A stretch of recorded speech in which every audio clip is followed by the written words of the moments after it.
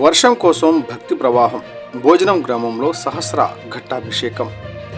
ఆకాశం వైపు ఆశగా చూస్తున్న రైతన్న కళ్ళల్లో వర్షం కోసం ఎదురు చూపులు కనిపిస్తున్న వేళ నంద్యాల జిల్లా బండి ఆత్మకూరు మండలం భోజనం గ్రామంలో భక్తి, విశ్వాసం, సంప్రదాయం కలిసి అపూర్వ దృశ్యాన్ని ఆవిష్కరించాయి.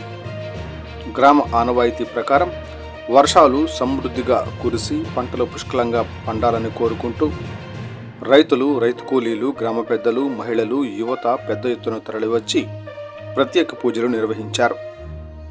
ఈ సందర్భంగా గ్రామంలోని శ్రీ ముక్తేశ్వర స్వామి ఆలయంలో స్వామివారికి నిరంతర జలాభిషేకం చేశారు.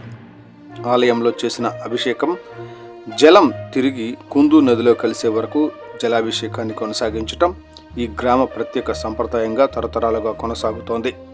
అంతేకాకుండా గ్రామంలోని శ్రీ సీతారాముల స్వామివారు, శ్రీ పోతులూరి వీరబ్రహ్మేంద్ర స్వామివారు, శ్రీ వీరభద్ర స్వామివారు, శ్రీ మారెమ్మ అమ్మవారు, శ్రీ రాములమ్మ అమ్మవారు తదితర దేవాలయాల్లోనూ ప్రత్యేక జలాభిషేకాలు, పూజలు ఘనంగా నిర్వహించారు.